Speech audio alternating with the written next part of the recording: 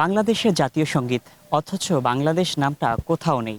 বাংলাদেশের জাতীয় সঙ্গীত অথচ বাংলাদেশের কোনো শহীদ কিংবা বীরের নাম কোথাও খুঁজে পাওয়া যাচ্ছে না।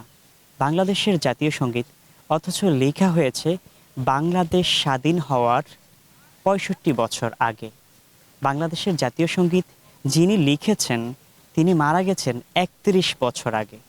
তাহলে এটা কিভাবে বাংলাদেশের জাতীয় সঙ্গীত হতে পারে? শুধু এই প্রশ্ন নয়, আমরা আরও জানতে চাইব এই বাংলাদেশের জাতীয় সঙ্গীত নিয়ে আরও যত প্রশ্ন আছে সেই প্রশ্নের উত্তর আমরা সকলের কাছে জানব। আপনারা আমাদের সঙ্গী হবেন। তাহলে আপনি কি মনে করেন বাংলাদেশের জাতীয় সঙ্গীতে বাংলাদেশ নামটা থাকা উচিত? হ্যাঁ, উচিত। আমাদের বাংলাদেশের নামটা থাকা উচিত। পরিবর্তন বলে যদি বাংলাদেশের নামটা থাকতো তাহলে আমাদের জন্য বেশি ভালো হতো আর কি। জি, বাংলাদেশের জাতীয় সঙ্গীতে বাংলাদেশ নাম আছে কিনা? না। তাহলে এটা কেমন মনে করেন যে বাংলাদেশের জাতীয় সঙ্গীতে বাংলাদেশ নামটা কোথাও নাই? বাংলা আছে।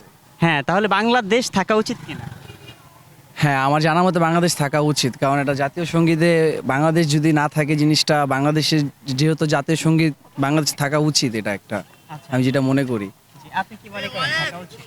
হ্যাঁ, অবশ্যই। আপনি কি জানেন বাংলাদেশ নাম আছে কিনা? জি আছে। আছে। বাংলাদেশ নামটা কি জাতীয় সঙ্গীতে আছে? আমি যে গানটা শুনছি ওই গানটার মধ্যে আমার মনে হয় না যে বাংলাদেশেরই আছে। বাংলাদেশের জাতীয় সঙ্গীতে বাংলাদেশ নাম আছে? জি আছে। আচ্ছা, বাংলাদেশের জাতীয় সঙ্গীতে বাংলাদেশ নামটাই নাই।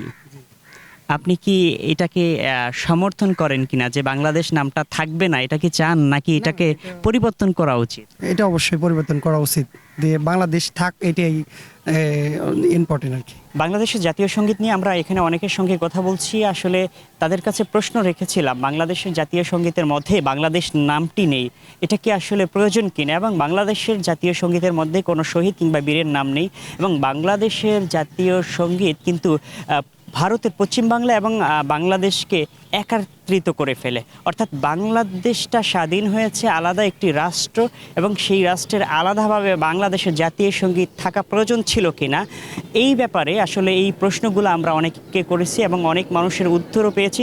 তারা যেটা বলছেন যে আসলে বাংলাদেশের জাতীয় সঙ্গীতে অবশ্যই বাংলাদেশ নামটা থাকা প্রয়োজন, এবং যাদের বিনিময়ে শহীদ হয়েছে তাদের নামটা থাকা প্রয়োজন। অবশ্যই বাংলাদেশের ঐতিহ্য বহন করে এমন কিছু থাকা অবশ্যই আবশ্যক।